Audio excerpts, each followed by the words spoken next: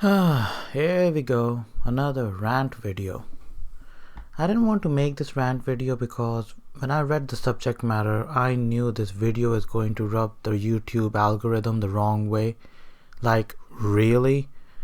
So one of my friends sent me a link of a news article with the headline, "Outrage on Good Morning Britain as Millennial insists children shouldn't be taught about World War II in school." The first time I looked at it, I thought this has to be a joke article. But it's the real deal. I found the clip on YouTube of the actual video, and you know what? I'm gonna react to it.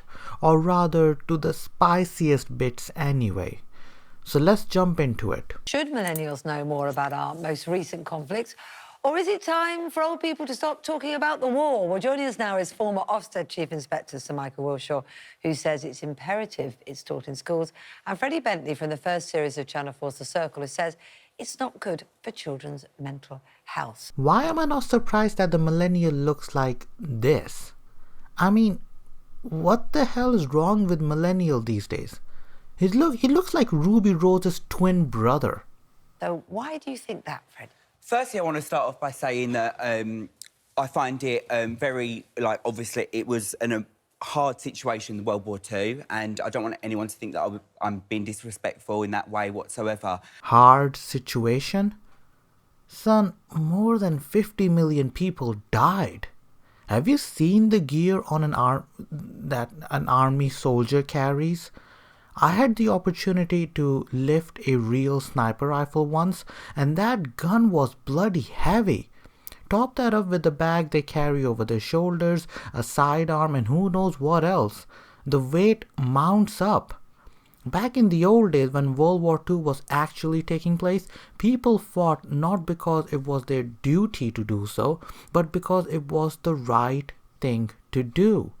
Yes, some were drafted in war against their will, but nevertheless, they still fought and died beside their friends.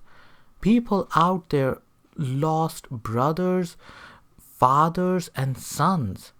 You know, it occurred to me when I was writing the script for this video, and yes, I write scripts because English is not my first language, and I need to be clear and concise when bringing my points forward. Hell, even this part was scripted.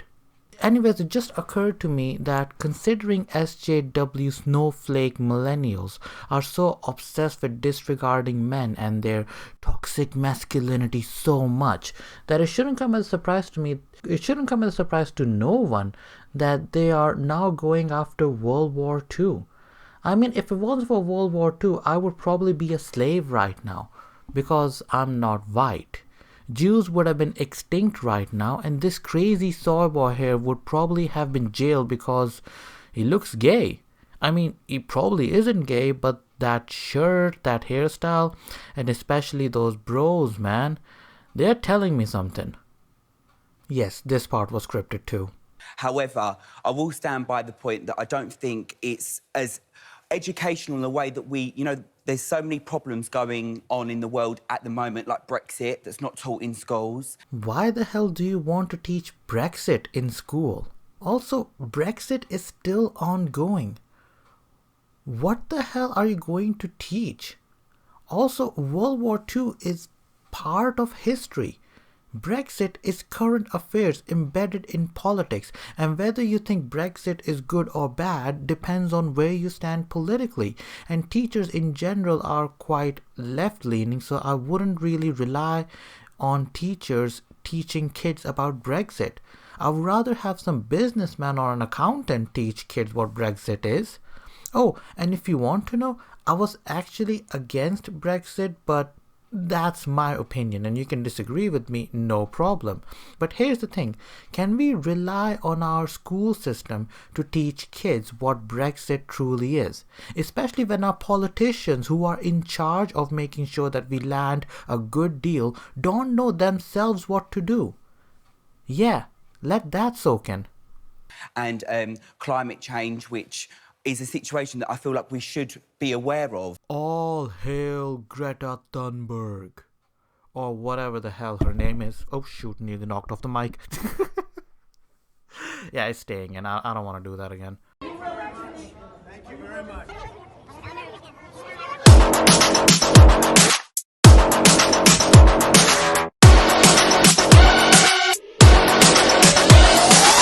And, you know, when I left school, I felt like it hit me like a ton of bricks because I didn't know anything in general life. But that is how teenagers are.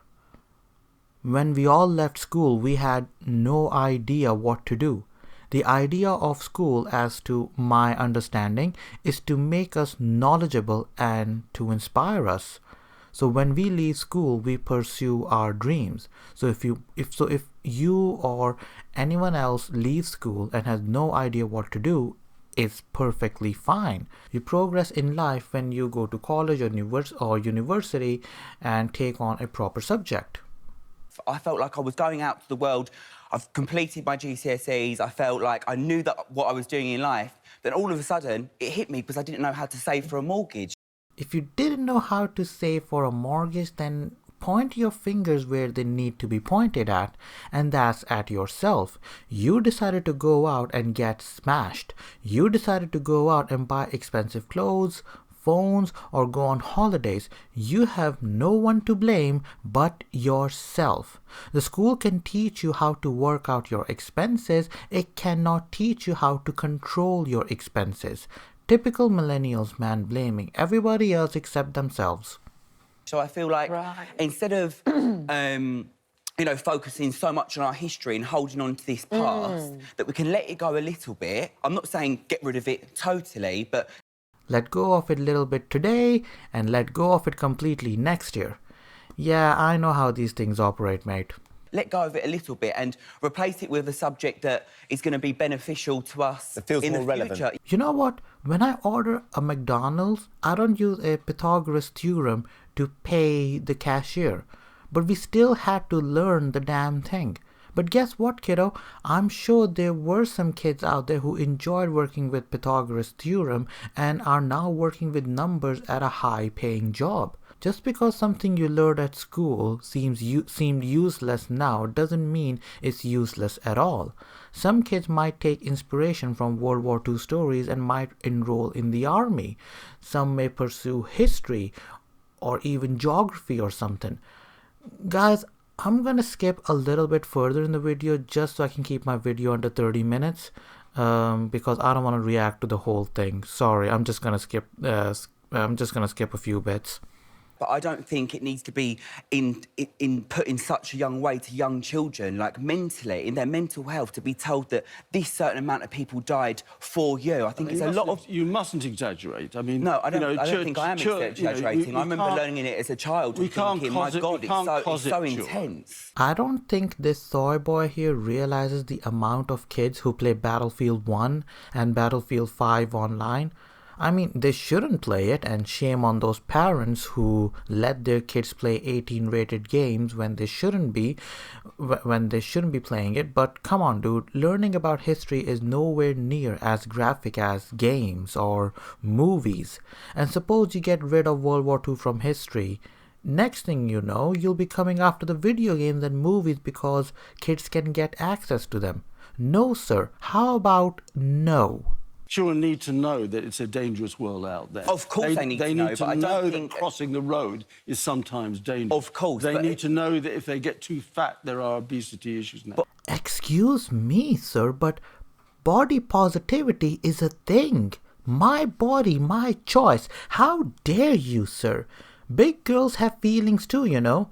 Feelings like feeling hungry. Yeah, time to move on. But of course, mental health is on the rise completely. And I don't think encouraging death or telling people how many people died in a world war is going to help someone Freddie, in the future. You were saying you think there are more tangible things to learn, but isn't one of the most important things about school and about parenting is that you arm your children with the ability to cope in a situation that they may face down the line, and learning stuff like this that might seem like it's not great for their mental health is actually allowing them to understand that there could be a situation in the future where a neighbour turns on another neighbour, or somebody that someone doesn't like, someone's politics, and they turn on... Yeah, you would always stand up to a bully, wouldn't you? You know what? This dude right here pretty much hit the nail on the head here. And to be honest, I'm not going to go through the entire video. I'll leave a link to it in the description box below if you want to see the full thing. At the end, I'm just gonna say that this millennial doesn't know what he's talking about. really. And if you see the full video, you could tell that he's unprepared on the subject matter and doesn't know how to respond when challenged. But before I sign off, there are a couple of things I want to touch upon, and I really want to get them off my chest. Number one, notice how he said we need to be taught more valuable subjects. I'm paraphrasing here, but according to the soy boy, teaching how to save for mortgage is more important than learning about World War II. We live in an age where gender studies is being taught in school, colleges, and universities. Gender studies. Let that soak in, people. Yeah, let's get rid of World War II, when brave men fought and died for our freedom against a certain World War II figure I cannot name, otherwise YouTube will punish me, and not in the sexy way either. Let's get rid of World War II, but let's keep gender studies. Number two, didn't the Nazis get rid of historical monuments and stuff as part of their takeover? This pretty much feels like the same thing. I'm sorry, but that's the feeling I'm getting. If we don't learn about our history, how are we going to identify it when we see it take place in front of us? And number three, when I think about World War II, I think of it as a global conflict when people banded together from different cultures, beliefs, ethnicities to fight against fascism. And we won. To get rid of such an important chapter of our history will be idiotic. And number four, and this will be the last one, if you think kids should not be taught about World War II because it's too intense, then maybe we should touch upon Black History Month. Then we shouldn't touch upon Black History Month either, because slavery was how did that soy boy define World War II? Oh yeah, hard situation. So yeah, slavery was a hard situation for black people, They had to work in chains, no days off, or no unionized hours or anything. Those were some hard times. And not just for black people, but for brown people too, because we also had a hard situation in Indian subcontinent when the East India Company rolled in and took over. So yeah, maybe we should get rid of Black History Month too. Or how about Pride Month, okay? You know what? Maybe we should ban Pride Month too, because it may be a bit too intense for kids, considering the Pride's roots are embedded in celebrating the hardships homosexual people went through in the past. Let's not talk about Pride Month or the LGBTQIA plus community at our schools at all. But you know what? That's not going to happen, because Black History Month and Pride Month are a sign of progression, diversity, and inclusion. But you know what? Let's get rid of World War II, which, if we had not won, would not have given birth to Black History Month and Pride festivals. Guys, that will be all from me for today. Hope you enjoyed the video. Be sure to give it a thumbs up if you liked it, and you know what? Share this video, because we need to push back on this cultural sensitivity that seems to be taking over the West these days. If you won't, the hell with it, I don't care. Peace out, people, and stay awesome. Follow me on social media, guys. Seriously, I could do with some followers. It gets so lonely up on it sometimes. Anyways, that's enough from me. Have a great day, and I'm peacing out, people.